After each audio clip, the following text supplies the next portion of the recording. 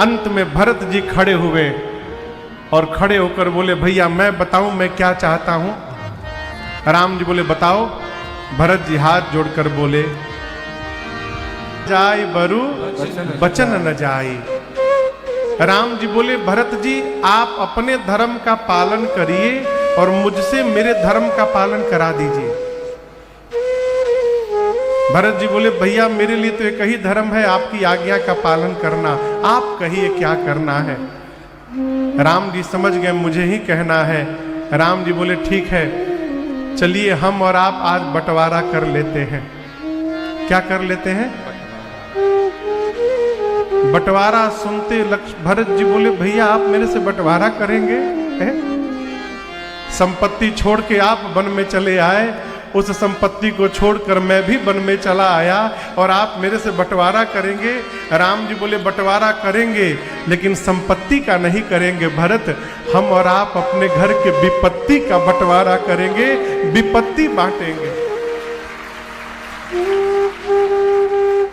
ये कथा कहती है भाई से बांटना है तो विपत्ति बांटिए। संपत्ति चली जाएगी तो आ भी जाएगी, संबंध चला गया ना हो फिर संबंध मिलने वाला नहीं है, इसलिए संबंध को बचाइए। भगवान से कहिए, प्रभु उतनी ही संपत्ति दीजिए जिससे अपना भाई शत्रु न दिखाई देने लगे। रुपया बहुत हो जाता है ना हो तो भाई शत्रु दिखाई देने लगता है। राम जी बोले, विपत्ति बांटेंगे। 14 वर्ष मैं वन में रहूंगा, 14 वर्ष मेरे भरत जी अयोध्या रहेंगे। भरत जी पांव में गिर गए, कहे भैया अभिषेक हो जाए अभी। बोले, अभी नहीं, लौटते समय। अत्रि मुनि राज्याभिषेक की सारी सामग्री चित्रकूट और बांदा के बीच में कुआं है, उस कुएं में ले जाके रखवा दिए। वहां भरत भैया का मंदिर भी है आज भी। बोले, भरत जी इस कुएं के जल को जो अपने ऊपर छिड़केगा उसे समस्त तीर्थों में स्नान करने का फल प्राप्त होगा, इसका नाम आज से भरतकूप होगा। 5 दिन चित्रकूट का दर्शन करके छठे दिन भरत जी ने भगवान से विदा मांगा है। राम जी ने खूब समझाया है। भरत जी कुछ चिन्ह चाहते हैं, यहां भरत भैया को देने के लिए भगवान ने अपने आप को ही परिवर्तित किया पादुका के रूप में और भरत भैया को दिया। गोस्वामी तुलसीदास जी कहते हैं, जैसे प्रभु ने पादुकाओं को दिया, भरत भैया ने पादुकाओं को सिर पे धारण किया। उनको लगा कि पादुकाओं के रूप में स्वयं श्री सीताराम जी ही उनके साथ जा रहे हों। पूरे समाज को राम जी ने विदा किया है। भरत भैया लेकर अयोध्या और मिथिला के समाज को 9 दिनों में चलकर अयोध्या पहुंचे हैं। जाते जाते भरत भैया ने भगवान के पादुकाओं को राज सिंहासन पे पधराया है।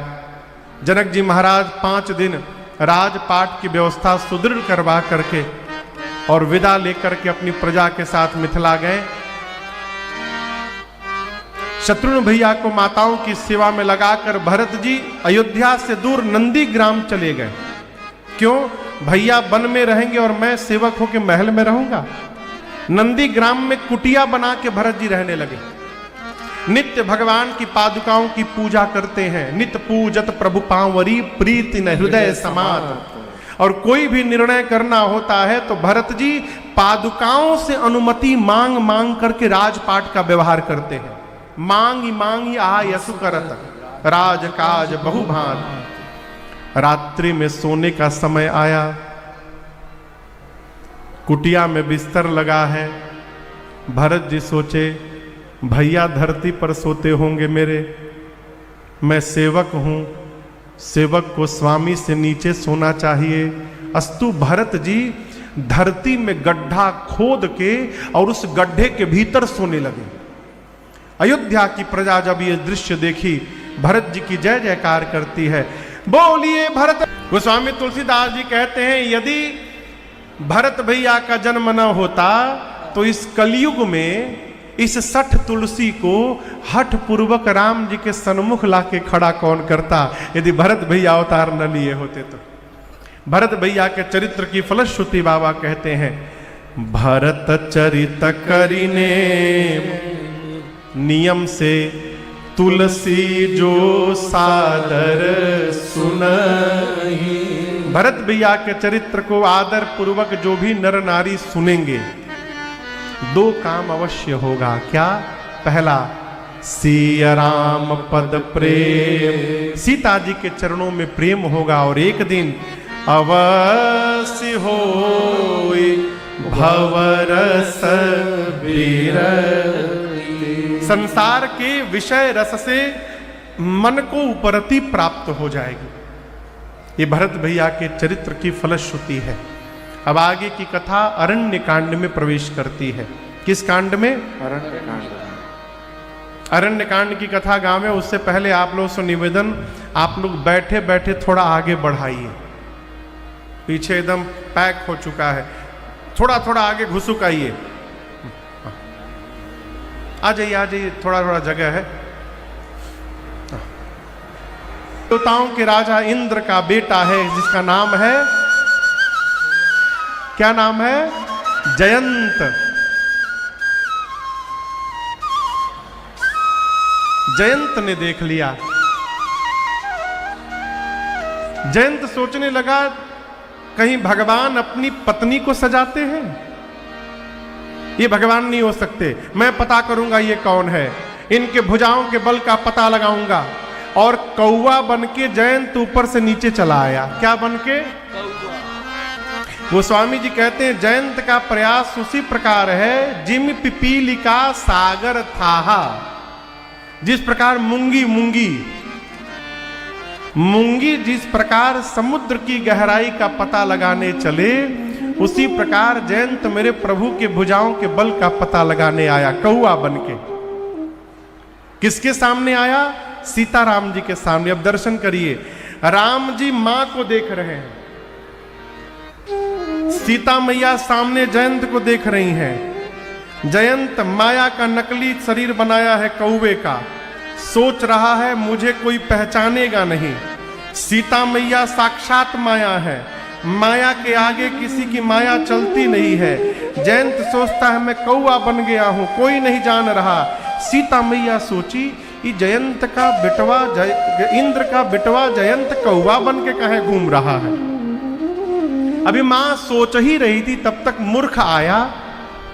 सीता चरण चोचहते भागा, मां के पांव में चोंच से मार दिया।